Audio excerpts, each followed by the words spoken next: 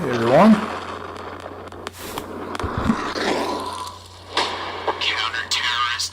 Let's run a little bit behind.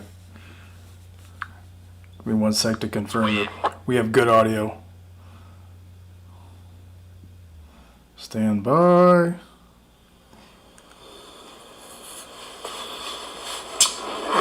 Oh, cool. Got good audio. So I was all set to go at 9 o'clock, and then I had a bit of a power outage, which was very ill-timed.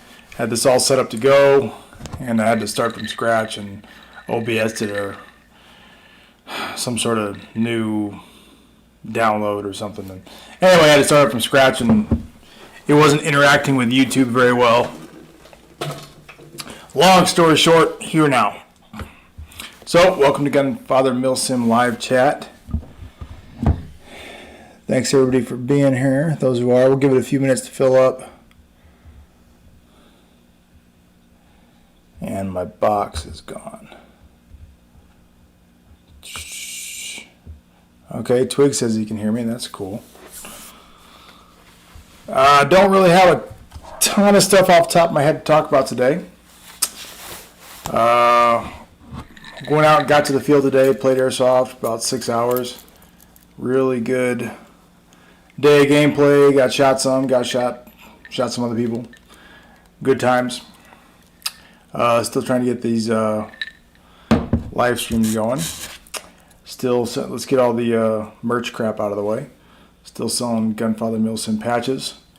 $8. You can go find those at Unsavory Tees. There's a little section in Unsavory Tees that says Unsavory Army. Go to Gunfather Milsim. There's a section there. Also selling slings. 1-point slings. Got a bunch. This is blue, red, tan, flat dark earth, whatever. 1-point slings. I sell those for $35 and $40 depending on what model you get. And selling t-shirts. I'm not wearing one now, but got some t-shirts. Got all sorts of merch. Orders are trickling, which is good. So now that we're here, Joshua Brown can hear me. I believe that's the Joshua Brown that was at our Airsoft field today. It's kind of messing with me because there's a delay between the video and the comments. So, still trying to crank out some critiques, some Airsoft gameplay critiques, but I need people to send me some more video. It's like I got a bunch of them, and then it just kind of stopped. I think people thought I stopped doing that.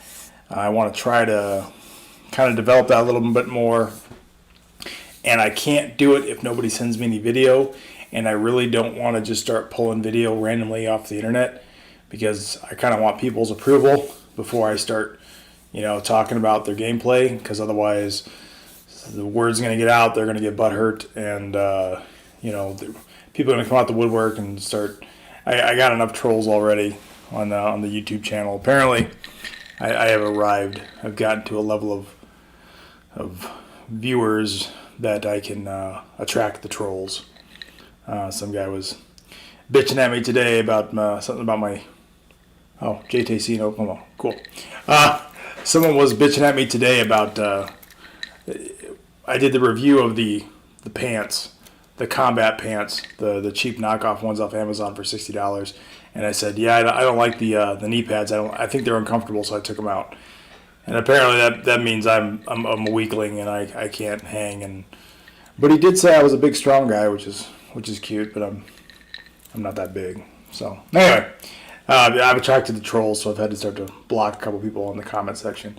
If you jump in the comment section, I don't care. I really don't.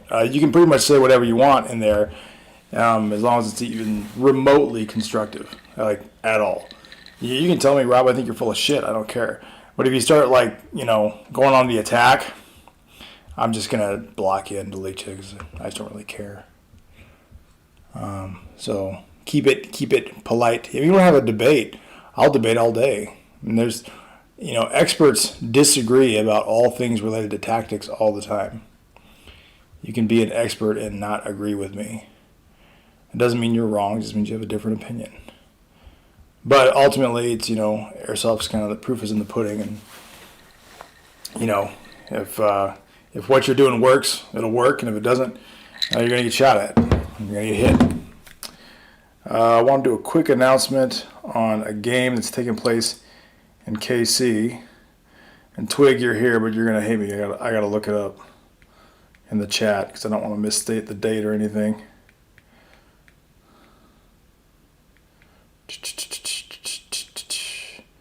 So, it's an operation called Operation Winter's Edge. It's down in Mass, which is Missouri Airsoft Simulation Site. I've played there several times. It's an awesome field. It's about a 20-acre field with like 15 buildings on it. It's an old Army base.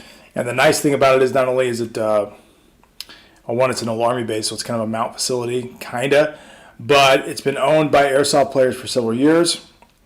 And so they've gone in there and they've made it ideal for Airsoft. A lot of, like if you say you have a military training site, military training sites aren't always ideal for Airsoft when it comes to how far apart the cover is and everything, the number of entrances into the buildings and whatnot. What they've done at Mass is over the years, they've modified the buildings, cut holes in them, made some different pathways through them, basically made them so they're more accessible, so there's not just one way in and one way out. Made it for there's some really good gameplay there. They've also added some cars and some cover in between the buildings to make the range more palpable to Airsoft players. I mean, it's one of my favorite fields. It's awesome. It's about a 3-hour, 2.5-hour drive for me, but it's one of my favorite places. So he's put on this Operation Winter's Edge, Friday, December 3rd, and Saturday, December 4th. The majority of the gameplay is Saturday, December 4th from noon to 9 o'clock. Friday night, there's going to be, my understanding is camping and a little bit of Airsoft gameplay earlier in the evening, and then a night game. So buy tickets now. I believe they're $65 right now, but they go up in price, a little more expensive on Friday. Yep, $65 now until Friday. They go up till $75. I know the guy putting it on, call sign Twig, good dude. I've known him for years. Puts on a really good Airsoft game, really good product. This is essentially a one-day op. I prefer one-day ops to weekend ops. Usually the Sunday game is kind of crappy on a weekend op because a lot of people go home or whatever, or they're burnt out. I prefer a good solid one-day op and play until 9 o'clock at night. That's especially, December 3rd. That's after daylight savings. You're going to have at least 3 hours of darkness there. So bring a light and bring night vision if you are wealthy and have the means. I don't. So, moving on. Let's, there's viewers in the chat. Chime up. Give me some questions or some stuff to talk about. Or we are not going to go that far. Got to do a little bit of talking about stairwells, but that's not going to last too long. Somebody asked me in one of my comments on some video I made, he wanted to know about stairwells and how, in my professional opinion, is the smart way to safely clear stairwells. And I know stairwells come up they come up a lot in Airsoft in various events. Anytime you're doing an indoor event like at an old school or a hospital or something, you're going to deal with all these commercial stairwells, and they tend to be really bad choke points from an Airsoft perspective. I've had a lot of games that I've been to that, in fact, the stairwells become such a choke point that literally one team will be on the third floor, one team will be on the second floor, and there's no movement between them for hours. And unfortunately, the admins aren't on top of it and aren't finding a way to break that up. So I'm assuming that's kind of the situation that this person who asked me the question was asking about is, what's a safe way to do that? And what's a safe way to break that kind of stalemate? And the problem is, from a SWAT perspective, is the way we break those stalemates is a bunch of equipment that you're not going to have at your disposal. Okay, we'd use like a rook, which is basically, it's like an, armored forklift is basically what the rook is. And we would go up to a second level and we'd breach a hole in the wall. Or we would rappel down and breach a hole in a window. Or we would come up with some sort of tactical scaffolding on a truck and we'd go up there and once again breach a hole in the wall. Either way, we would make a hole in the second floor, whatever floor we had to do, or we would rappel down maybe 2 floors above where we had to go. We'd break in a window, breach, get our equipment there, and then fight down instead of fighting up, so we had 2 angles, whatever. We'd find a way to do it. In SWAT, the way we clear stairwells, there's a technique, but it's not when you know someone's there, when there's a known threat that's, you know, a known bad guy engaging you from that position. We wouldn't even try to tackle that. We'd find another way. Like I already said, we'd go to the second floor or whatever. The way that we clear a stairwell is more like, hey, it's unknown or low threat, and we're just traveling up these stairs. Okay, now there's several different kind of stairwells to talk about, and residential and commercial are very different. In fact, modern residential is completely different than, you know, older construction. Older construction, you got a lot of open stairwells. Okay, so like the basement. Oftentimes, when you drop into an unfinished basement on an older construction house, it's what we call open stairwell. There's no walls on either side. You're totally exposed. For the life of me, I have not been able to figure out a safe-ish way to clear those. You're very exposed. Anybody down there can take a shot at you as you're coming down those steps. There's just no safe way to do it. You can call people up to you, but if nobody answers, the bottom line is somebody's got to go down those steps. I prefer to go down quickly rather than slow, but that's just to make me a faster target, I suppose. I mean, you can use a ballistic shield to kind of help, and we do, but at the end of the day, it's extremely dangerous. We prefer to fight down rather than fight up for 2 reasons. One, when you go down steps, you can see your feet, and you don't think about when you're going up and down steps, but most people kind of look at their feet when they're going up and down steps. So if I'm going down steps and I'm fighting down and I can see my feet in my peripheral vision while I'm, you know, clearing corners, it's a huge advantage.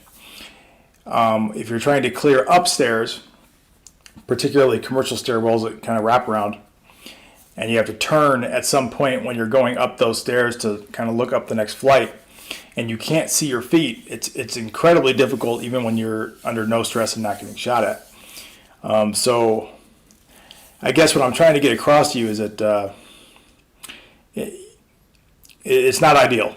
And even the smart way to do it, let's say, is 30% successful when you're taking fire. I mean, yeah, that's better than the 15% that you usually get, but it's still a low success rate operation. The other reason we want to fight down instead of fighting up is because of gravity, and flashbangs go down with gravity. I can't tell you how many times I've been clearing up some stairwell, and somebody throws a flashbang, and inevitably it bounces off the top step, comes right back on the team, and it blows up right on us, which is fine. We're trained to do that, so it's not the end of the world, but it's not ideal. So, you know, one thing we always do if you think about a commercial stairwell, that's like what you see in a school where it kind of wraps around, right? And there's like that little gap in the middle where you can look all the way up and all the way down. Now, traditionally with what we do for training is we'll post somebody on that first corner of that stairwell, and they'll hold up, okay? And then with each landing, somebody will post on that corner and hold up, and everybody will just wrap around them as they go up. And honestly, that's what we've done for a really long time on the SWAT side. And it wasn't until I played a lot of Airsoft in commercial structures where I actually got in gunfights kind of up and down through that little gap that I realized it's really kind of stupid. There's not much effectively you can do through that small gap. And the other issue is when you're looking up through that small gap, your body armor really doesn't protect much because you're looking up and you're going to be taking rounds down right in your nugget for the most part. And it's very difficult to put rounds through that little gap. So in my opinion, you're better off peeking that gap, seeing if anybody's up there. And just because you can't see anybody doesn't mean there's not anybody up there, of course. So there's only so much data you can gain, so much intel you can gain from peeking that gap. I just don't see much point in sitting there waiting to get shot. What I would recommend on those commercial stairwells is staying to the outside as far as you can, and slowly clearing up and slowly pieing to the next landing. And then at one point when you're going up, you got to turn around and clear the next landing. But use those pivot points as you would if there was any other room or any other hallway. You just got to be careful with the footwork, obviously, because you're going upstairs. Going down is much easier. Going down because you can see your feet, and it's much easier to clear down. But just stick to the outside of the stairwell so you don't get exposed as much or at all to that center column. Closed stairwells are a little bit easier. Closed stairwells are ones where there's walls on either side of you. Very easy. It's basically a hallway. The only issue is it's very difficult to advance quickly, and it's very difficult to retreat quickly. In fact, you really can't retreat at all when you're going up steps. The only way to retreat is to fall, and if you get hit, you're falling all the way down to the bottom, basically. But it's a little bit easier for a closed stairwell because you can only get engaged from one person at a time at the top. An open stairwell, whether you're going up or down, multiple people can engage you, and there's really nowhere to go when you're fully exposed. I mean, it is a nightmare situation from a tactical perspective, and that's why if we knew there was somebody out there, or we knew there was someone at the top or at the bottom that was going to shoot at us as soon as we were exposed, we wouldn't go because it's a no-win situation. It's just not going to work. One of the uglier things you can do is moving up an open stairwell that has an open top. And by an open top, let's say there's like a landing at the top of the stairwell, and anybody can just peek over that wall, that little half wall, and engage you. So you could have 5 or 6 people shooting at you, and one poor guy going up those steps. It's an absolute no-win situation. So the answer to how do I clear steps tactically is you don't. You find an alternative way to do it. Go to the second floor, just find a different option. Because it's worse than any, everybody calls the, doors are fatal funnels, and I hate that term because it's not really completely accurate because the fatal funnel works both ways. But the problem with stairwells is the fatal funnel only works one way, and only works for the person who's going up the damn steps, and everybody else, it's you're the little metal duck in the shooting gallery waiting to get shot. It's not a good time. It's a non-starter. So my advice is find a different way and maybe stick to the outside of the commercial stairwell, and if it's a closed stairwell, you can do some suppressive fire. If you know there's a bad guy up there, that can help, but you're still going to be a real close range engagement when you get to the top or the bottom of the stairs, whichever it is. Odessia Donnelly, hello from South Korea. Hello. Oh, geez, greetings from Sweden. International folks chiming in. Joshua Brown, have you been to D-Day? Yeah, I've been to D-Day at Adventureland Park probably 4 or 5 times now. I think the first time I was there was Oklahoma Invasion 6. I think I went to Oklahoma Invasion 7. I went to Broken Home 1 and Broken Home 2.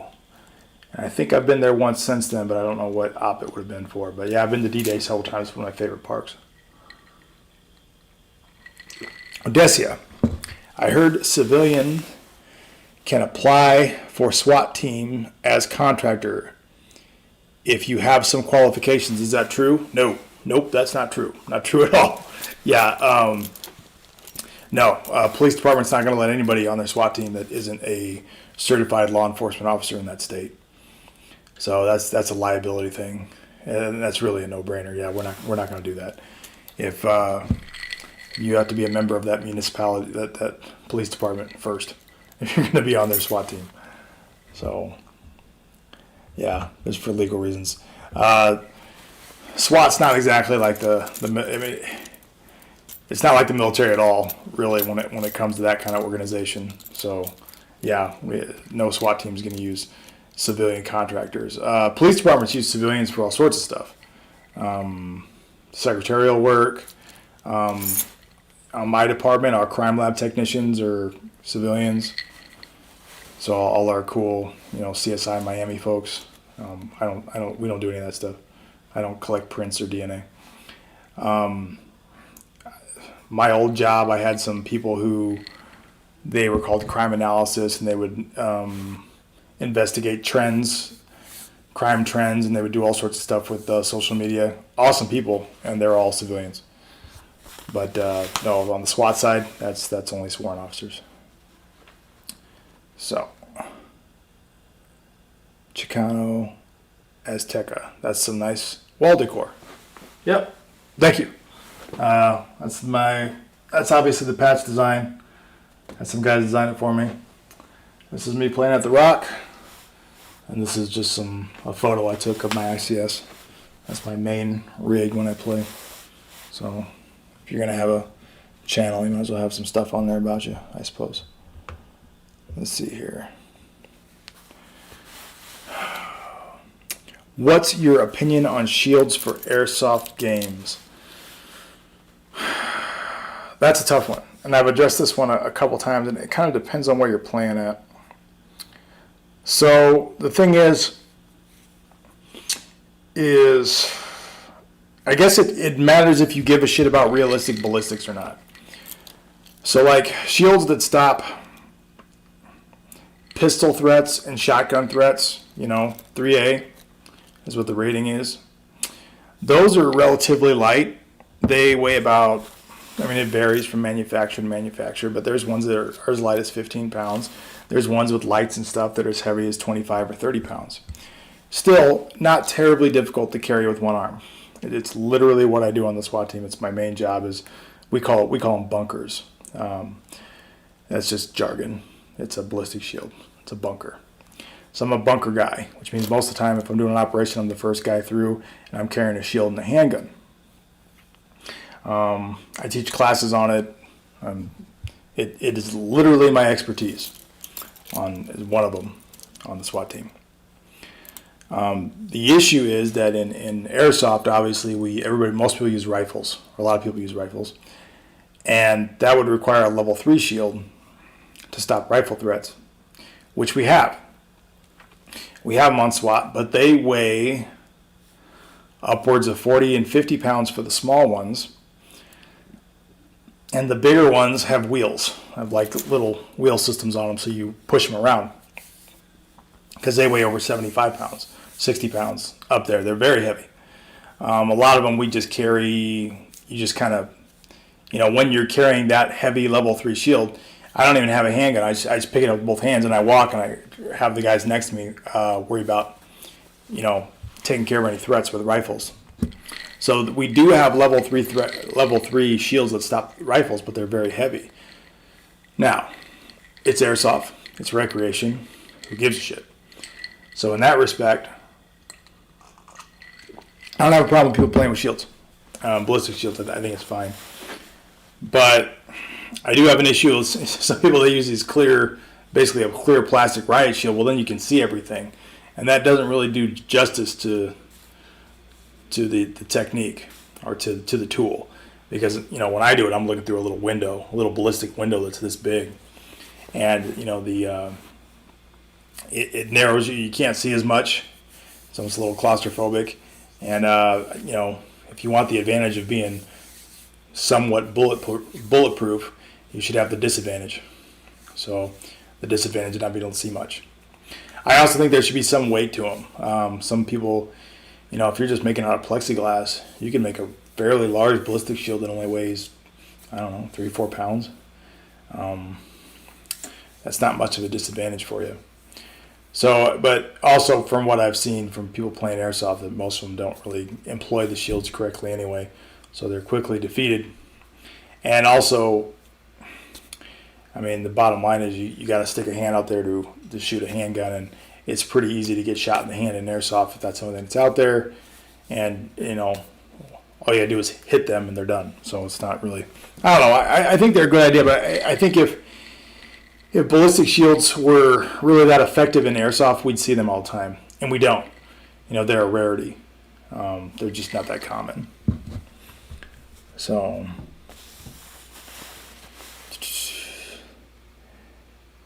I personally think that the shield should be heavy and with limited vision field. Otherwise, if you use a riot shield, you most likely will run around with immunity.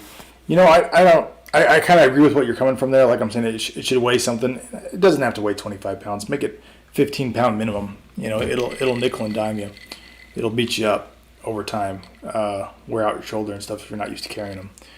I've been carrying them for years, and I'll get tired on a long operation. So it'll beat you up. But I don't think a lot of people walk around with Riot Shields and Airsoft with any sort of immunity. The one that I've run into them, I've never had any problem shooting the person in the shin or the foot. I've never been like worried about, oh shit, here comes the ballistic shield. How am I going to get around this? And once again, I know how to use them. It's what I do, and I don't use them in Airsoft because I don't think it's worth the trouble. I don't think it's worth it. So, I mean, I'm not really a glowing endorsement for them. Adesia Donnelly, I probably said your name wrong. What's the most effective way to clear a hallway full of rooms, like a hotel hallway? It's kind of a tough one. So what I would recommend is when you start out, you know what, let me get a marker. Oh, marker's over here. I'm going to hop over to a different screen so you guys can see it. Or more correctly, so I can see what the hell I'm drawing here. Okay. So, if this is our hotel hallway, and here's our rooms.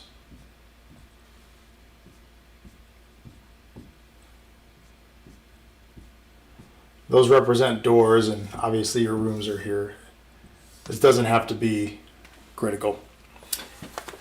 So, Airsoft being a game of angles, let's say you're starting down here, and we're going to throw a bunch of guys in here. I'm going to get my magnets.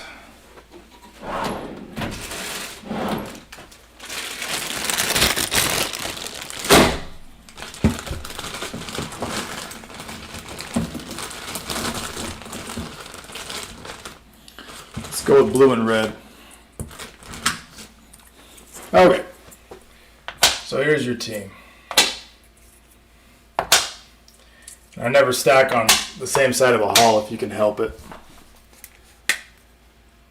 Let's say we have some sort of door here, some sort of hallway. Now the issue with hallways is I can only get 2 guns downrange. You can do a low-high and theoretically get 4. But the problem with these 4 guns is they're all basically shooting from the same angle. You don't have a lot of variety of angles engaging targets down here. And you'll have people down that just sit kind of in deep angles of this room. They'll sit in that deep angle and shoot this way. And it's really tricky to get these people out of these deep angles because it's pretty easy for them to shoot out. But it's kind of hard for you to sneak around in. My opinion, the correct way to do this is have them like suppress this guy, and you want this person to run in here. Now usually I wouldn't say run blindly into a room, but in this case the area that you're in, this hallway, is a known unsafe area. And this is maybe safe, maybe not. But the known danger takes precedence to the unknown. So I would send one person there, and then once they clear that, they can come back and they can set here, and now you have some angles. And then you send another person, suppress, send them in here. So now I have more angles. Now I have 4 people with different angles of attack. This person can see things that this person and this person cannot. Okay, because they have a different viewpoint, a different angle. And then from there, we're just going to bring more people in and try to push them up. More angles. While we're suppressing this guy or whatever. I think one of the problems that people have is they try to attack people in these rooms or people at the end of this hall from the hall. And that's a non-starter because there's no cover, there's no concealment, there's no angles. You got to gain territory.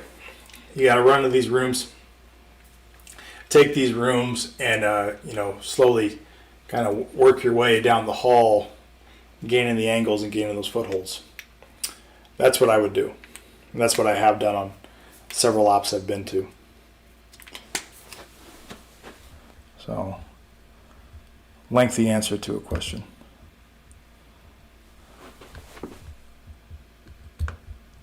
You guys got me to bust out the marker board.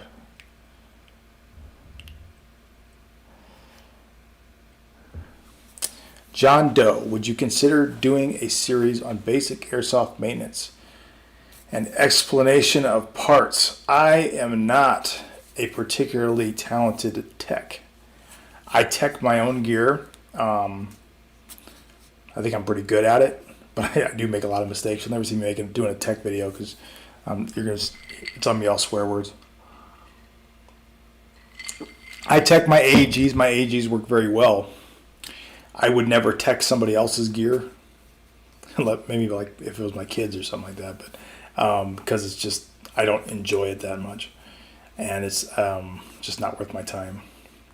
And honestly, there's just so many good YouTube tech channels out there that you can follow and watch. Now, basic airsoft maintenance, yeah, I could probably do something about maybe basic loadouts and basic stuff. I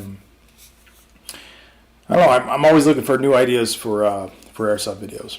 I'll be brutally honest. Like the last 2 weeks, so for the YouTube algorithm, one of the worst things you can do for their algorithms is not post every week. Taking a week off kills you, apparently, with the algorithms.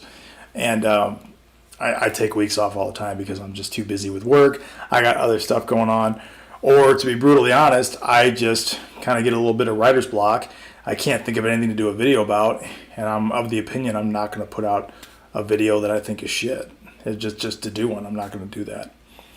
So I'll take a week off here and there. In fact, the reason I'm doing a live stream, usually I like giving you guys more notice before I do a live stream. I haven't done one in a while. But the reason I'm doing a live stream tonight is it just forces me to interact, and it gives me some ideas for more videos. Because if left to my own devices, if I just say, hey, I got to do a video tonight sometime, I'll make excuses if I'm not motivated to do it, if I can't think of a video I want to do. So live streams are handy for me in that respect, because it gives me lots of ideas to do videos on. So yeah, maybe we can do some basic maintenance or basic loadout stuff. All airsoft guns are varying degrees of cheap Chinese shit. I always say that. And they will break over time. If you have a reliable one, don't mess with it. But I don't know. My only reservation about doing any sort of teching videos, like my advice on teching an airsoft gun, is that I can't really answer all the questions, and I'm probably going to be wrong about a lot of stuff, to be brutally honest. Like angle of engagement, AOE. I'm not a big fan of angle engagement. I don't think that's that big a deal at all. And all the airsoft techs, it's all the rage. All they talk about is, adjust your AOE this and AOE that, and blah, blah, blah. Shimming. Shimming's another thing. I don't think shimming is that big a deal. Your piston is, let's say your piston's that wide. I know it's really that wide, but your piston's that wide, and the tooth that grabs it on your, I believe it's your sector gear, is that wide. Well, does it really matter where it grabs it? Ideally, you want it somewhere in the center. But I mean, as long as your gears spin freely and you're grabbing the piston somewhere near the center, you're good.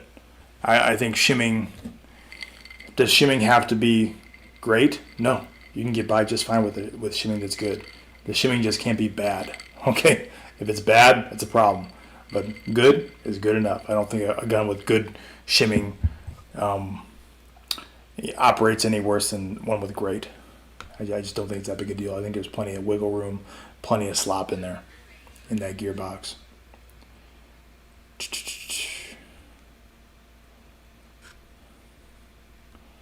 So let's see if I can, forgive me.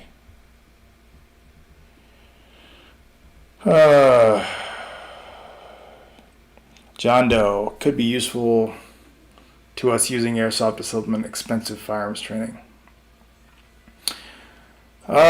Luckily, the price of ammunition is coming down right now, so albeit only slightly. Airsoft recently has received a pretty big boost, at least in the U.S., because There was a huge spike in ammo prices. People couldn't afford to go shooting, couldn't afford to go training with, range classes. So a lot of people who traditionally wouldn't be into airsoft, people who are more in the circles that I hang out with, tactical shooters and 3-gun guys and those types, have been looking at airsoft as an alternative, affordable training. Everybody who plays airsoft knows once it bites you, that first year is a $1,000 to $2,000 year. I tell people all the time, if it bites you and you really enjoy the hobby, you're going to drop some coin on it. Between guns and batteries and comms and gear and your your rig and all that crap, you're going to be dropping $1,000 or $2,000. So it's not always a cheaper form of training than real steel. It can be, but you got to do it correctly. But now that ammo prices are coming down, I don't know, maybe we're not going to see that bump. There have been a lot of, the guy from T-Rex Arms, Travis Haley, a lot of like real bigwig guys in the firearms industry have been trying airsoft and talking about airsoft on the YouTube channels, and I think it's done a lot of good for the community. It's brought a lot of people to the community. But I also always say that we are the ambassadors of our sport, and you got to be a good ambassador of your sport. So don't do stupid shit, because it only takes one person, especially if you got new people coming into the sport from that are real steel shooters, and you got one person who acts like an idiot on the field, and that's who they're going to talk about to their friends when they go back and they say, hey, how was that day of airsoft you did? Oh, it was fine, but then there was this kid that was overshooting everybody and blah blah blah. Be a good ambassador of your sport. Furby for the win. Here's an idea, concept. Back to shields. Shields can stand shots. Shield porter can still carry the shield with one hand, but can't use a gun in order to eliminate the porter. There are 2 options. 1, hit the porter from another angle, regular engagement. 2, 40mm tag grenade, marking grenade. More about shields. I think if a shield gets hit by a 40mm tag grenade, it's supposed to be an HE. I don't know. I've never fired a 40mm grenade launcher in real life, but I'm pretty sure that there's nobody that's going to hold a shield that's going to survive that. Yeah, I just don't think ballistic shields are that big a deal. I just don't see them that much in airsoft. And when I do see them, they're usually not really even remotely close to the real thing, but it's airsoft. Mr. Nation Wonder, how do you get to the rooms? Are you talking about this? Like, how did these guys get into the rooms? They run to them. While this person's suppressing, they run to them. Now, if you're saying, like, what if the door's locked? Yeah, that's a bad day. If I'm going to have this guy move up to this room and this guy's going to be suppressing, which is not the best because he doesn't really have an angle. He can't suppress this guy from this angle in this area that this guy's got to go through. This guy's got to provide his own suppressive fire as he walks up to it and goes in that door. And I would advise you not spend a lot of time here in the open if you can help it. Anytime you're walking through a danger area, you're moving through a danger area, you're better off going quickly. I kind of like throwing some rounds down range at the people who are shooting at me, because why should I be the only one worried about getting hit? But you want to move through danger areas quickly, not slowly. Always quickly.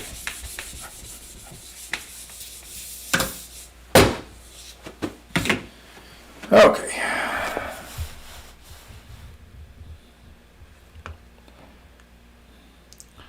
Mark Carrico, I think it was Jet and Alphonse, who used a large weighted Russian shield at an AMS event to decent effect. I don't have a lot of experience with the Russian shields. I know how they work. I know that Spetsnaz and Alpha, they use them a lot more to greater effect. The U.S. military doesn't really use shields. law enforcement uses them. It varies quite a bit. Like in Europe, the French are crazy about them. The French love using ballistic shields, but they're not a big fan of using rifles, which is weird. I don't know. I've seen some videos with Russians using shields to great effect. I agree. But they kind of have a whole different theory on them. I mean, they put a lot of rifles with them, and they put a lot of lead down range, and they also use full body shields. So basically, that first guy is just basically a walking piece of cover. You know, almost like a big refrigerator out there that they're hiding behind. They also put that strip right in the middle of their shield that they remove. It's like a Velcro strip, and it's like bright red. And I guess the reason that thing is there is just so people naturally shoot at it because it's red and they're drawn to it. You know, so they give them a target to shoot at. So, okay.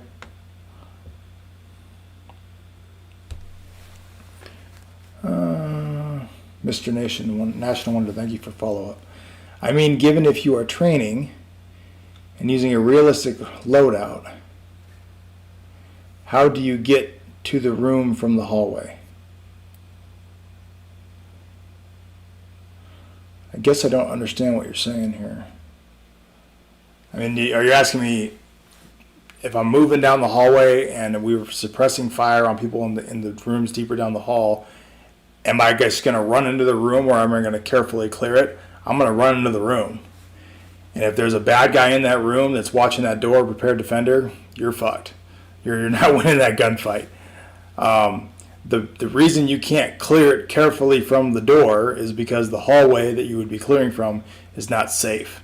So we cannot safely clear from the door if the hallway is not a safe area. Does that make sense? It's literally a shit sandwich. So you have to gain angles, and to get the angles, you got to run into the rooms because you can't stay in the hall.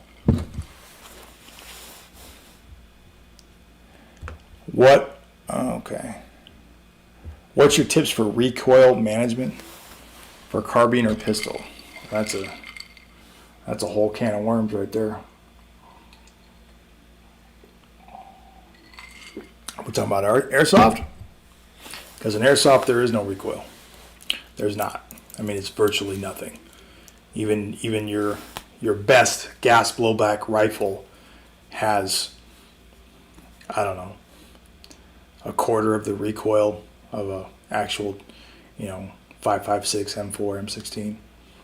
And in the grand scheme of rifles, an M4 has virtually no recoil.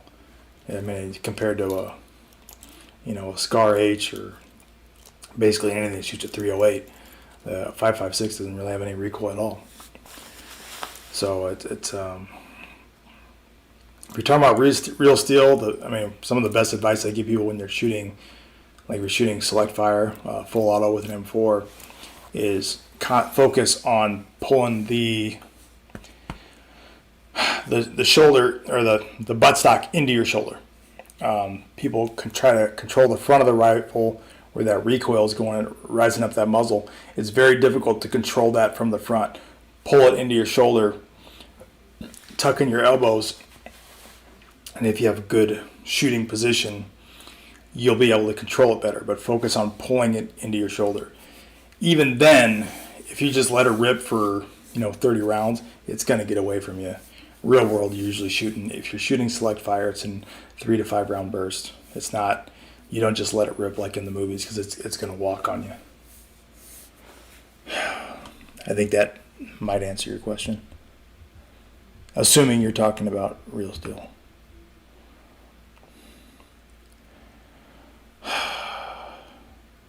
John Doe, off topic. What are your thoughts on cheek pistols? Is it a fad or does it have a future? What is a cheek pistol? I'm gonna Google this live. Cheek pistol. What the hell is this? What in the fuck are these people doing? What? Why would you do that? I don't know why. I'm gonna have to look into this. This is ridiculous. I'm seeing pictures of guys that have pistols with red dots on them, and they're holding the pistol up by their cheek. Cheek pistol, unorthodox. I've learned something new today. I have no idea what a cheek pistol is. This is...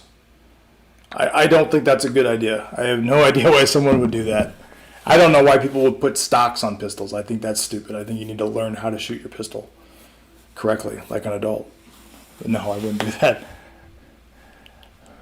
Pizza Man 3000. Hey, I've seen some of your videos lately and I'm loving them. Thank you. Keep up the good work. Thank you. I appreciate the support.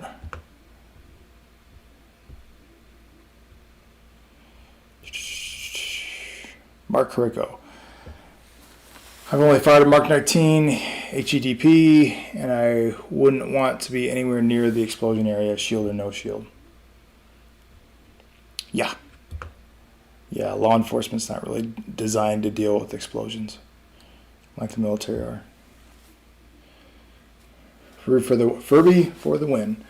I have a suggestion for a video, medical stuff, a proper IFAK for airsoft games. Your idea of usage of TQs was really good, and it got me inspired to research more about medical. Yeah, medicals. It's kind of a big deal, and it's one that we don't. So I've had several medical classes on training bullet wound. Training to give emergency medical aid to myself or members of my team in the unlikely event, an unfortunate event if one of us were to get hit and go down. It's not fun. It's kind of ugly. And I just don't know if there's a huge appetite in the airsoft arena for that kind of training, because it's really not relevant to airsoft. I think the tourniquet thing's cool. I think tourniquets are great. Tourniquets can save lives on the battlefield, off the battlefield. It's like the Heimlich maneuver or CPR. Those are good skills for everybody to know. I think the third one should be how to apply a tourniquet properly. Now, me being able to, put a nasal flange to establish an airway because your face got blown off is probably not really useful in any context outside of law enforcement and the military. So, why would I waste time teaching people how to do it? Not to mention, I'm not qualified to teach that shit. I'm not qualified to teach medical stuff beyond basic, like, tourniquet stuff. I wouldn't feel comfortable teaching a lot of emergency tactical care because it's not what I specialize in. You want to talk about shooting guns and rifles and pistols and CQB? That's my bread and butter. You want to talk about defensive tactics, punching, hitting people, headbutts, knees, elbows, that kind of shit. Love it. That's my jam. Once again, not relevant in airsoft. But medical stuff, not really my thing. I can do it. But usually the guys that teach us, have a doctor in front of their name. Kyle Warwick. Multi-part question. Oh boy. What sidearm do you use? What is your side requirements to be considered good? I think you mean sidearm. One sec, we'll grab it.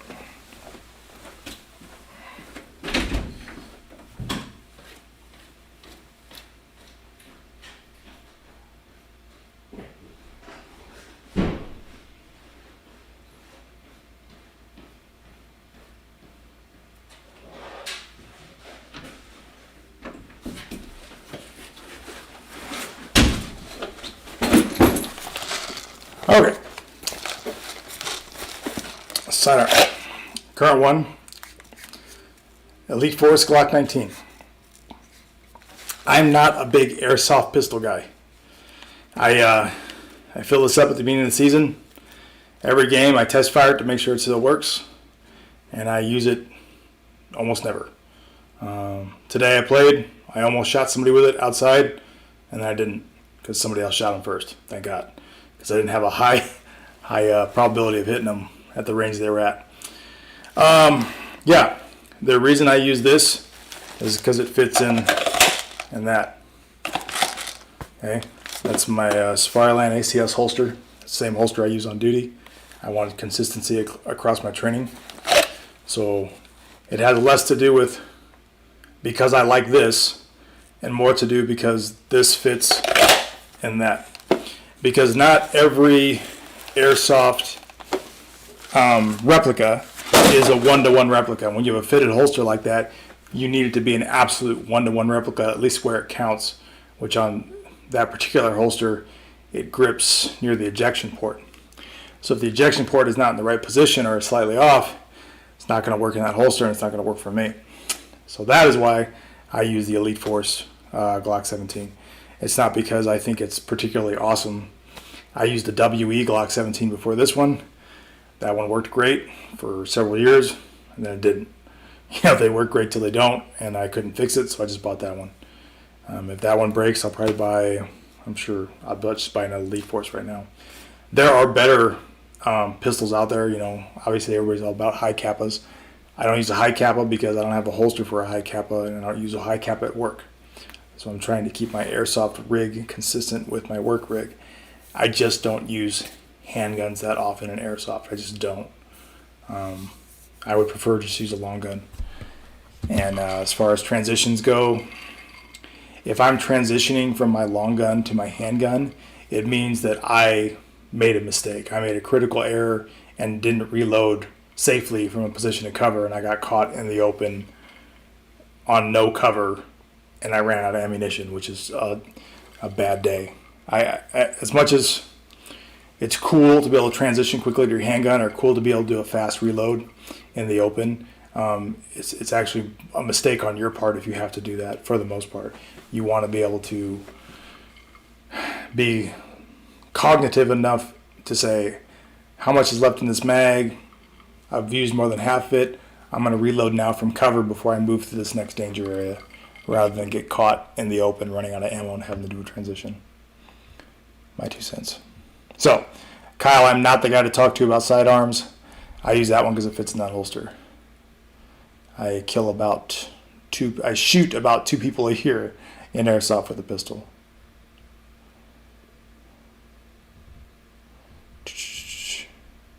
Furby for the win. Question, do you think there is such thing as a flashlight with too much candela? What light do you use? I did a whole video on lights. Oddly enough, I have one right here.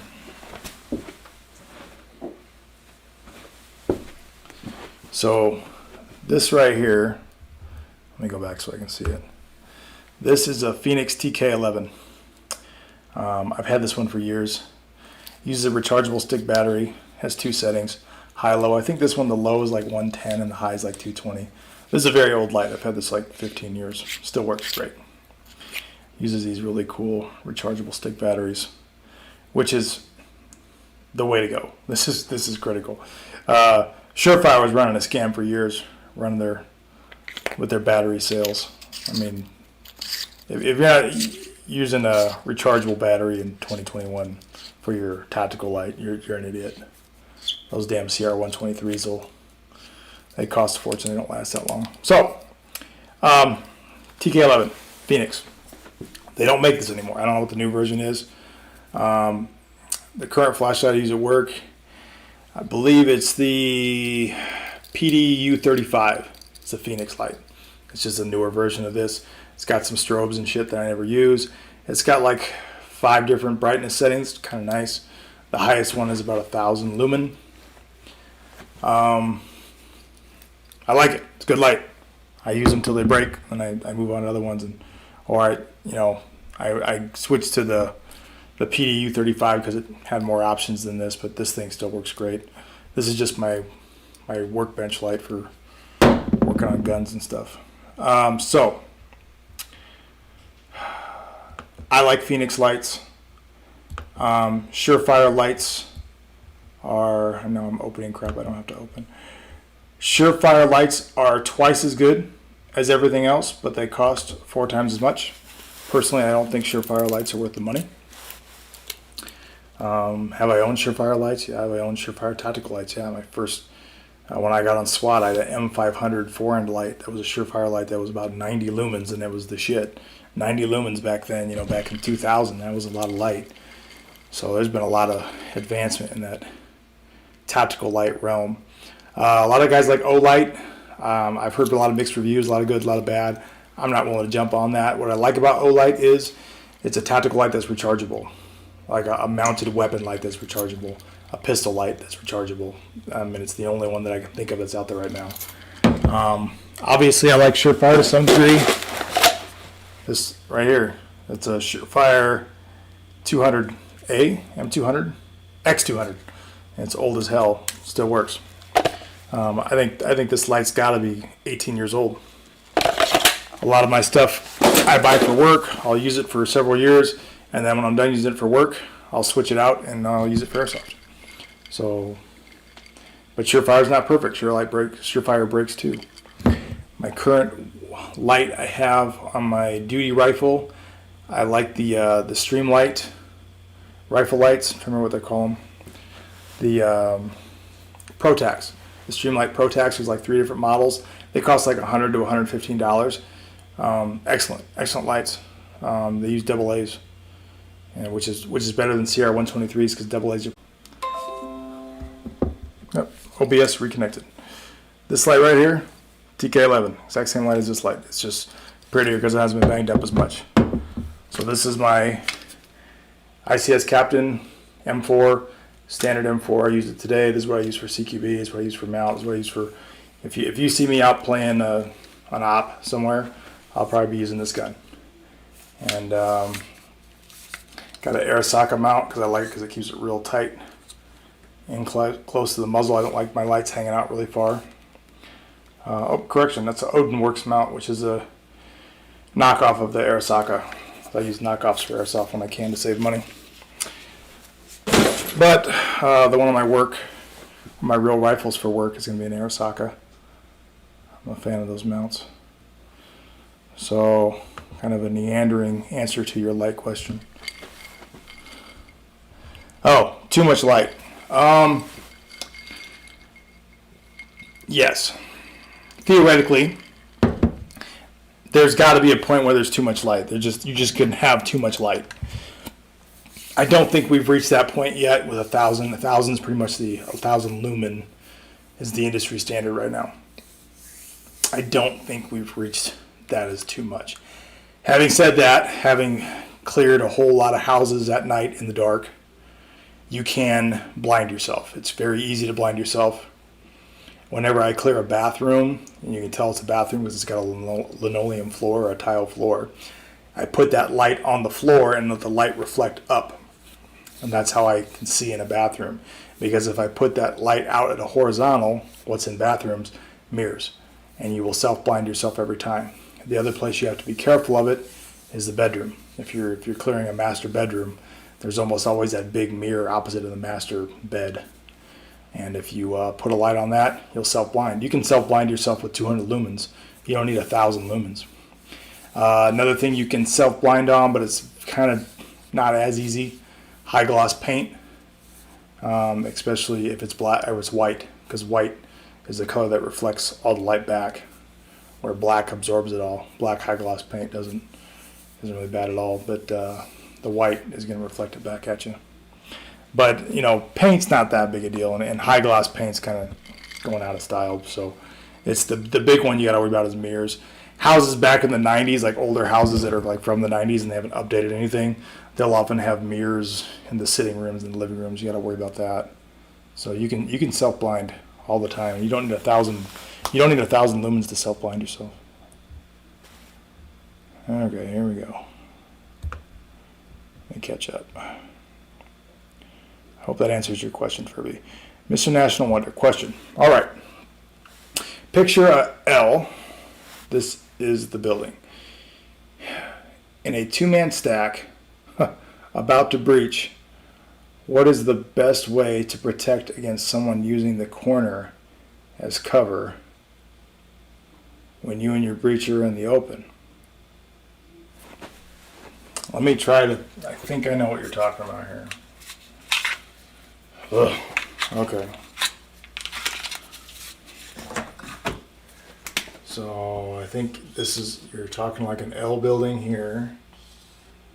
And here's your breach point here.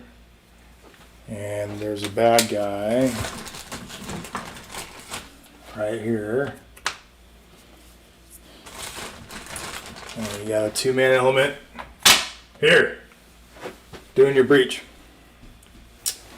Well, this is a little bit of a tough call because this guy's on cover. Okay, and he's obviously a prepared defender. So the second that you breach that door, you're going to be taking fire from him. Now, the thing you don't want to do is just run in, because then you're exposed. He has cover, you don't. This is a very, very high probability win for him. So what you're going to have to do is, you know, I prefer to clear from the door.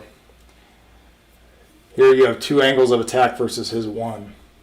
So if you stay on the door and use that as cover, now this is a 50-50 gunfight, and honestly, this guy can stay hidden from him and still engage him. So it's really still just a 50-50, even though technically you got 2 guns in the gunfight. If there are no other options, there's no place I can breach a wall, peek in a window, go around. Ideally, you throw a bang, throw a grenade down there, bounce it off. Let's say that's not an option. I would, if you have to move down it and there's no place to go, you're going to have to suppress and have him move there as you suppress, have this guy stay outside of his wing. So now you have 2 guys suppressing on that target as they advance down it. And then as they get closer, this guy's going to flare out and try to get that kill shot. That's what I would do. That's not a great solution. Just like I was talking about with stairs earlier, that, you know, I can give you a 30%, a good way to go upstairs, but if it's only 30% effective, yeah, it's better than the 10% effective way you were doing, but it's still only 30%.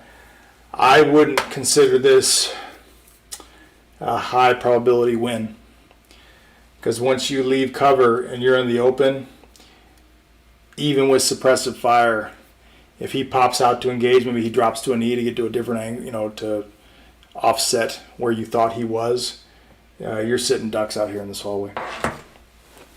So anytime someone has cover and is shooting at you and you don't have cover and you're in a hallway getting funneled, it's a bad day. Low probability win.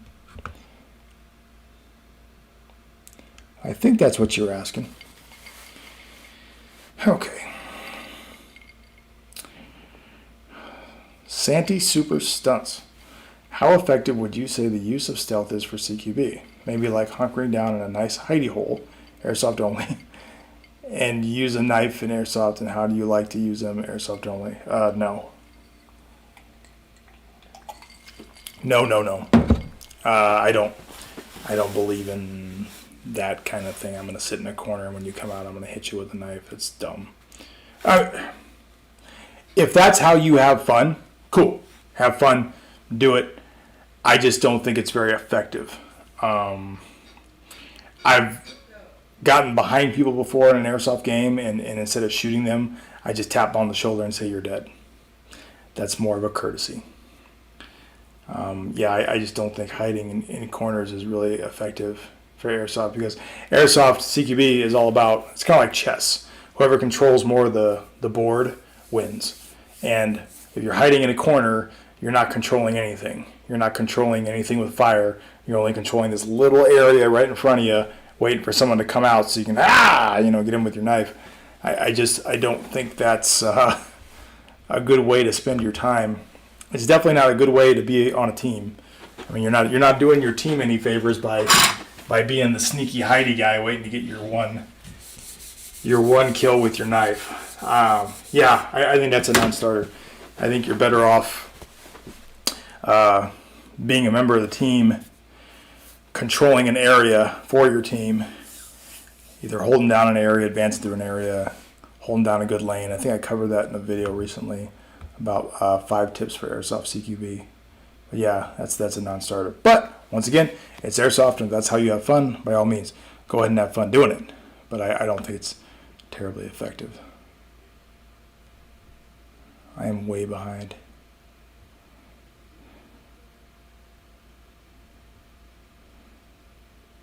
Yeah, somebody I've heard people say let the ninja guy do his ninja shit, which is fine. I'm not a ninja guy.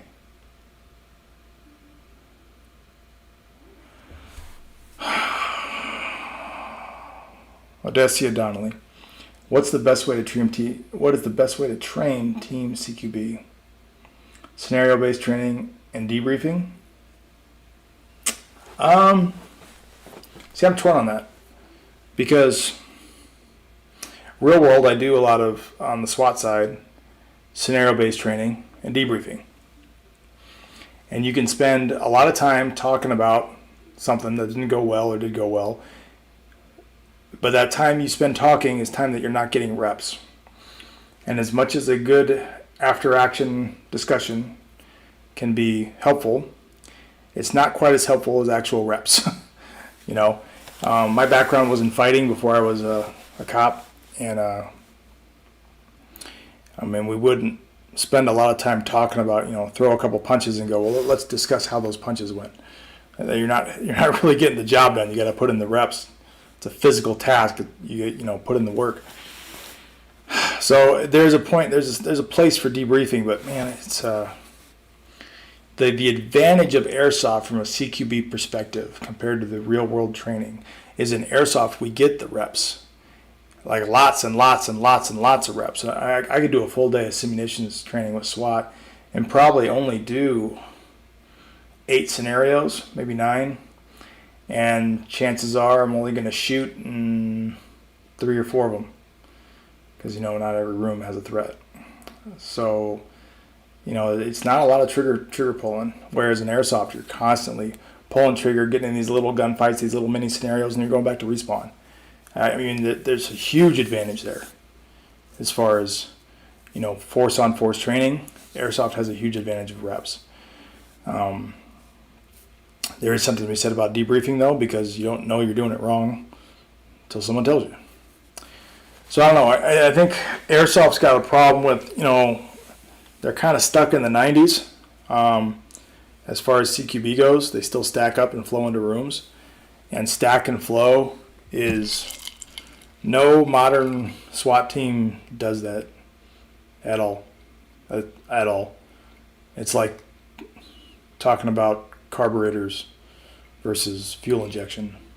You know, if you released it, you just don't do it. It's unheard of.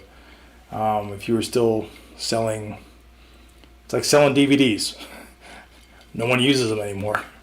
But we got airsoft guys that talk about, you know, stacking up and flowing into rooms. Like, what do you mean no one uses DVDs anymore? I mean, they don't get it. I still see it all the time. People stack and flow. Stack and flow is a World War II era tactic. Doesn't work. Gets people killed. You're just going to run into against a prepared defender, you're going to get wiped out. If there's no prepared defender, it doesn't matter how you go in there. It's going to work. But against prepared defender, high threat, clear from the door.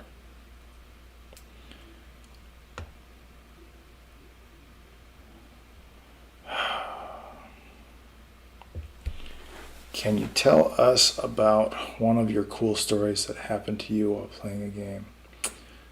I don't know what kind of cool stories I have about playing a game. I've played a lot of Airsoft. I'd have to think about that one for a while. A cool story? Gosh, I don't know. You want me to brag about some really cool headshot I got? I mean, I'm not really into bragging about how amazing or shitty I am at Airsoft because both are true at the same time. By corner, I mean outside corner, not inside.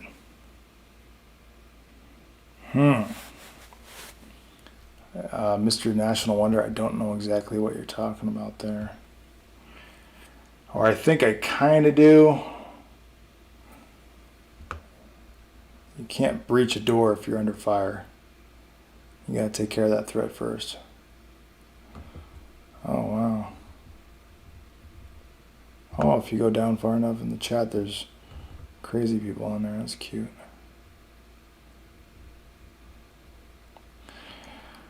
Furby, a pistol light rechargeable will be the Mod Light PL350, similar style to the X300, but way more brighter, 1500. I'll have to look into that, the Mod Light. There's a lot of good knockoffs, surefire knockoffs out there. Santee super stunts. What are some small tips people really don't tend to think about? For example, normal folk almost always flare out the elbow when peeking a corner. People let their shadow be seen, which lets them be seen. I mean, the elbow one is a good point. I talk about that in several videos. That's one I harp people on that every day on the range. When I'm training people and they're using cover, they tend to let this elbow hang out versus tucking it in. It doesn't cost you anything to tuck it in, so I don't know why people do that. And it really is a huge exposure. Little things nobody thinks about. Gosh, I don't know.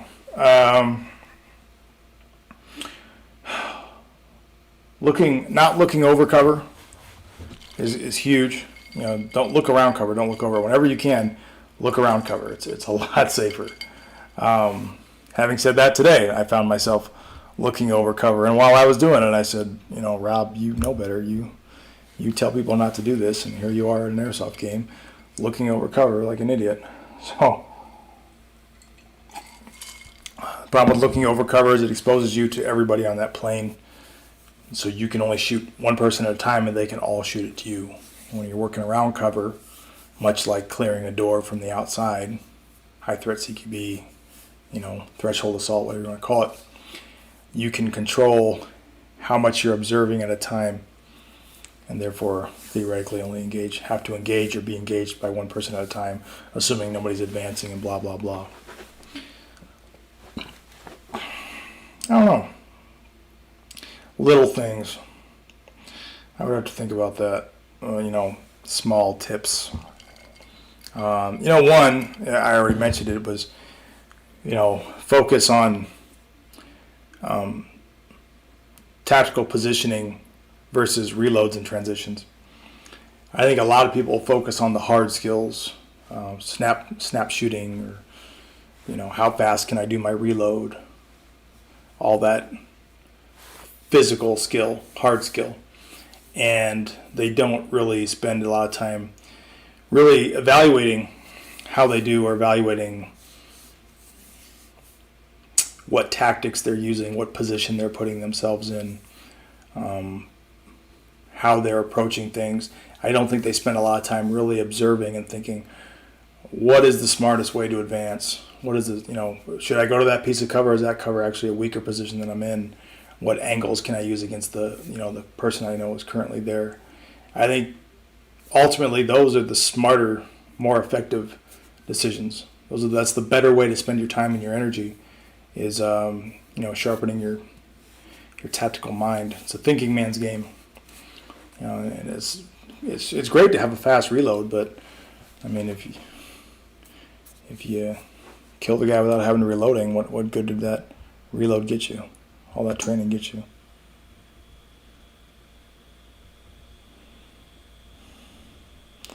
God, the internet's full of ugly people, isn't it? Mark Carrico, I love the Phoenix PD 36R. I bought it for my 300 blackout, but it works great for just walking around rural areas at night. Yeah, Phoenix is the best. Saves you a lot of money. Sean DeSalle.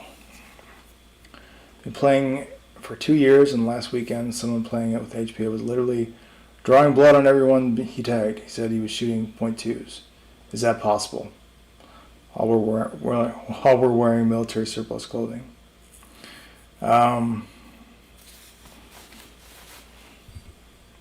Probably not. I would be really suspicious of that person's HPA setup. I say often that I have mixed issues on HPA. I don't believe that all HPA players cheat. I believe that all cheaters use HPA. And that's going to piss some people off, but I don't really care. It is so easy to cheat using HPA setups. And I think people are tempted by it, and I think there's a lot of sketchy stuff going on at fields with HPA players. Maybe not so much with well, one with jewel creep and dwell time and modifying all this. It's no big secret, how to get around a chrono. People are always trying to figure out ways to get around the chrono rule. Why don't you just learn how to play better? I kind of had some issues today because I was at the field today, and the guy's a good guy, and I don't want to talk ill of him because he's a good dude. I like him personally, but he had this binary trigger on his HPA gun, and he was showing me how amazingly fast, because he shoots like this, that paintball crap, because paintball's. Some concepts in paintball are working their way into airsoft as that sport slowly dies and people come over. He was showing me how fast he can shoot his binary trigger, and it's still, by field rules, is semi-auto. I'm like, well, yeah, that's great, man. You're de facto full auto. That's well over 20 rounds per second. That's amazing. I'm very proud of you. But why? I mean, yeah, you're getting an advantage over other players with your rate of fire, and you've built the gun to do that. Good for you, but you're kind of getting around the spirit of the rule. That is to put everybody on an even playing field and make the support guns worthwhile, because the support guns are obviously full auto. It makes it worthwhile for somebody to carry the weight. Well, you've basically made the support guns irrelevant with your cool little binary trigger. You're not a bad person. I understand this is how you have fun. But then when field owners come and they clamp down on that sort of stuff and say you can't have a binary trigger, and that person gets all butthurt, and what'd you think they were going to do? They're trying to maintain a safe playing environment and a fair playing environment for all their customers, and you're one customer, and catering to you is going to piss off 15 people because of your high rate of fire semi-auto gun. One of my other pet peeves is some of the HPA snipers where all you do is flip the bolt up and down and fire, flip the bolt up and down and fire, where you're basically getting into the realm of a semi-auto firing AEG, but it's a bolt gun. I mean, once again, it always feels legal, okay, but you're finding workarounds to the rules. I would recommend you learn to play better. Learn to play better within the rules. Or learn to play better with the same level equipment that everybody else is using. Because if you're not good enough to get kills on an even playing field, and you got to come up with some bullshit to get around the rules, I guess good for you, but I don't see the glory in that. I don't see the pride in that victory. Just me.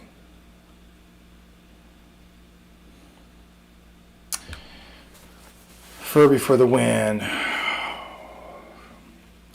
What would be some of the good things to do for, in quotes, team build up and improve the work as a team? And the big thing to do is play together, play often, work on communication, work on using radios, and that's one of the, communicating via radio is the number one biggest force multiplier, especially for the money. That's cheap. Radios are cheap. Biggest force multiplier in airsoft is learning how to communicate and work well in a team. Cover angles together, multiple angles. You're observing multiple people's observations. They can share them on the radio channel, and it's like having sixth sense, because you not only know what you see, but you know what all your other players on your team are seeing. And it gives you battlefield awareness, so you know where everybody's at, more or less. Huge advantage. It's like having radar. It's like you're playing a first-person shooter video game, and one team's got radar and the other team doesn't. That's what good radio use does for your team. Team build-up, so I don't know. A lot of airsoft teams, like, they do training days where they sit there and they shoot at little steel targets and they film it and put it on YouTube and shit. And I don't really see the point of shooting a little steel target with your airsoft gun over and over again. It's not that hard to do, and I don't see the training advantage of that. Maybe you're working on your snap shooting or whatever. I think you'd be better served working on CQB, A lot of airsoft players don't really know enough CQB to train it, so that's probably out as well. I don't know. I think a lot of things, the best thing you do to build up your team, if you have an airsoft team, is to do things that are not airsoft. I mean, hang out together, go for team workouts, team runs, team bar nights. You know, anything that builds that camaraderie amongst the team. Even on the SWAT team, sometimes we go out for, and we call it team building. It's not on the clock, but we'll go out for beers, and everybody goes out, and it's team building. It builds a closeness with your teammates, and that part of that translates into effectiveness. So that's what I would do. What is your optimal carbine barrel length for CQB? I'm about 5'9". I too am about 5'9". Well, optimal carbine barrel length. In airsoft, barrel length is largely irrelevant because your accuracy comes from your hop up. Your accuracy does not come from your barrel length. So theoretically, I mean, a 4-inch barrel is fine. And obviously, the shorter your barrel, the easier it is for you to move around cover and move that gun around the piece of cover that you're working with.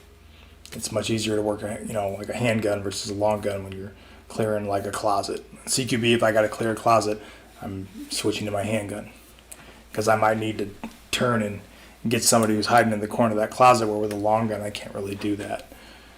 So obviously a shorter barrel is better for CQB within reason, but that's airsoft. Real world, you have ballistics, and I'm not going to get into that whole ball of wax, but basically, short version is, if you're talking about an M4, but basically any rifle, the shorter your barrel, the short barrel costs you muzzle velocity. Muzzle velocity equals lethality at range. Now, a CQB is at range that big a deal? No, but sometimes shit happens not inside a house, and you need lethality at range, and you're not going to carry 2 guns. So you need to have something that's good at everything. Like everybody in the real steel realm, everybody wants the do-everything rifle, For me, the do-everything rifle barrel length for an AR-15 would be a 14.5 or a 16. The difference between a muzzle velocity-wise with most ammunition is negligible. 14.5 has to be pinned and welded by U.S. law, blah, blah, blah. It's a pain in the ass. So therefore, for flexibility and ease of upgrading, I tell most people to go with the 16-inch barrel. If you cannot do CQB well with a 16-inch barreled gun, you don't need a shorter barrel. You need to learn how to do CQB correctly. Because it's possible. It's more than possible. Have you gone to a Milsim West event before? No, I have not. Mostly because I live in the Midwest, and all the Milsim West events are really far to the west of me, and I'd have to get on a plane. I would like to someday, but no, I haven't. Furby for the win. If stacking up is a 90s tactic, what would be some of the new current move-efficient tactics to move in CQB? Can you draw some examples? Furby, I did a whole series on it. Just look at my channel. There's a CQB series 1, 2, and 3 on threshold assaults, or just YouTube search threshold assaults, high threat CQB. Both those will get where I'm going. Basically, you don't run into rooms. Running into rooms is stupid. Sandy Super Stunts, never thought about that. Sometimes it'll be a piece of cover and not know there's an enemy on the other side. What I was referring to with ninja shit is sometimes I go pistol only. Very little mags, only 3. Sometimes when I play, when it's early, there's very few people. It becomes a game of hide and seek. Yeah, works. So I can't shoot that much, and I'll run out before the match ends, so I'll try to make it shots count, not to see where they're transitioning, cover, listening for footsteps, closer. Yeah, I mean, Airsoft's a glorified game of tag. I don't see why it can't be a glorified game of hide and seek. Do you use mid caps or low standard caps? I use mid caps. and I load them one speed loader full. It's about 110. Sometimes if I'm doing like a game where our job is to defend, and I'm probably going to shoot a lot of BBs, I'll carry, let's see, 1, 2, 3, 4, 5, 5 magazines, one in the gun, and then I'll carry a 6th high cap. I call that my Alamo mag. And when I get down to it, I tell my teammates Alamo. Just that's a code for, hey, I'm down to my last mag. But it's a high cap, so we got about 400 rounds left, so we got plenty. But yeah, it's if I'm doing a defensive game, it's very rarely I would get to that high cap. But it's nice to have, so I can just keep playing. But I prefer mid caps, absolutely, because I think reloading is fun, and reloading is kind of part of the fun of the sport. So, we should want to do that. It's part of the training aspect of it.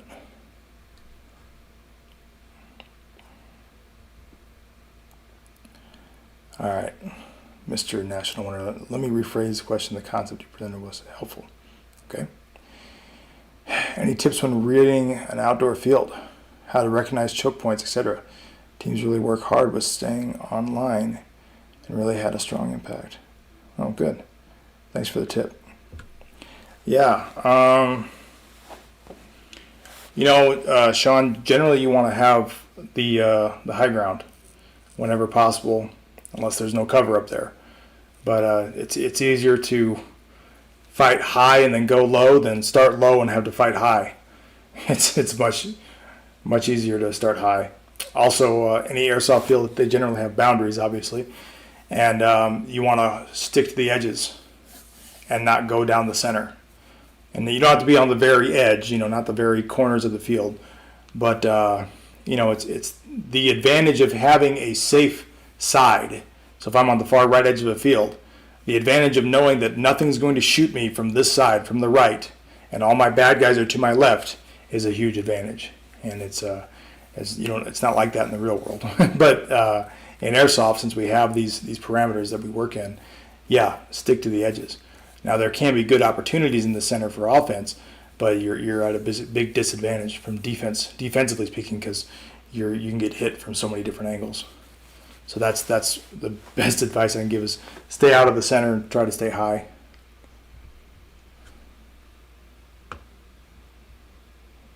Bullpup, no. Short version, no. Not a bullpup guy. Question rephrased. Unless you were asking about bullpup for CQB, I don't know. There can be an advantage there. Short barrels, there can be such thing as a barrel that's too short in the real world. I mean, there's a concept in CQB called muzzle past meat, where I want the muzzle of my weapon past any body part of my teammates that I could hurt. Because when you fire a real gun, a real big blast of air comes out, an explosion comes out the front of that muzzle, and that can blow out eardrums and break people's skin open. And, even if it doesn't kill them, it can seriously hurt the people on your team. So if you have a short-barreled rifle like a bullpup, it's more difficult to get that muzzle past a teammate. So.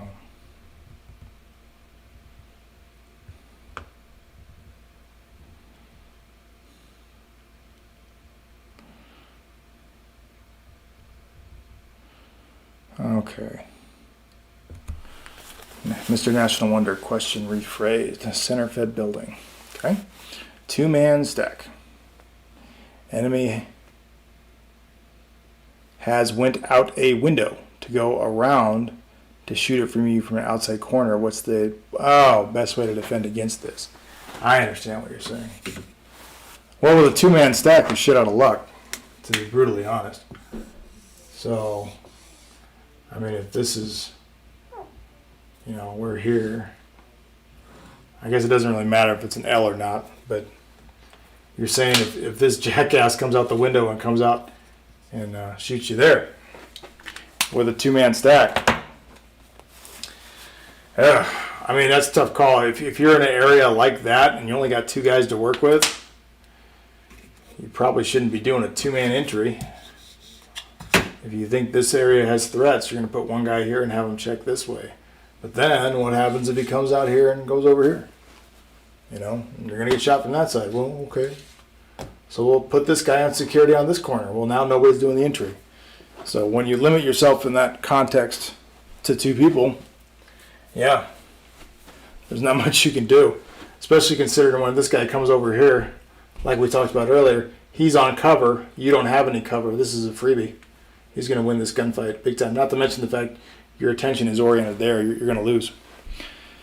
So, but, you know, real world, we take risks like this all the time. You know, you weigh it out. I'm going to give up my security to clear this room. I'm going to give up my security to clear this building. Or the threat from out here is greater than the potential threat from in there. So we're going to hold security until we can get more bodies here to clear this room. Or whatever. You know, we're all just playing the odds at the end of the day when you don't have enough manpower, because you never do. And you're just taking what is the least risky situation, what is the best way to use our assets.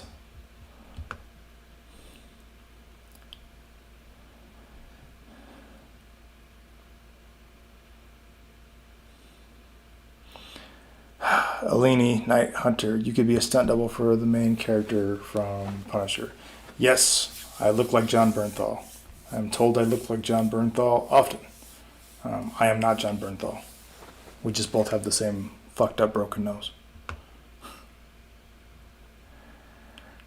Are you still running the same WAS carrier like in the video, or have you changed anything? WAS? What's WAS? I did a review on a carrier recently that I use for work, that I just use at my range days every day. You know, on real steel range. It's got real plates in it, polymer plates. But WAS, I'm not sure what carrier you're talking about. The carrier I use is a Banshee, a Tag Banshee. They're not new, they're pretty old. Thank you for the help. I'll understand completely. And the more crazy people from the internet. Okay, this has definitely been gone longer than an hour, and I wanted to go for about an hour, so we're going to shut her down. Thank you everybody for watching. Please, you know how Facebook works. Like and subscribe, hit the bell, all that crap. If you're interested in helping support my channel, you can support it by buying merch like patches here, or buy, we got slings for days. Buy one of my Gunfather Milsim or Gunfather bungee slings here. They cost, I believe, $35 or $40 depending on what model you get. You can buy all that stuff. I feel like a salesman when I do this crap. You can buy all that stuff at Unsavory Tees website, unsavorytees.com. Go to the Unsavory Army. Go to the Gunfather Milsim section. Buy some crap. There's Gunfather Milsim t-shirts there too. I'm just not wearing one today because I was wearing this. So anyway, thanks for watching. Appreciate everybody stopping in, and have a good night.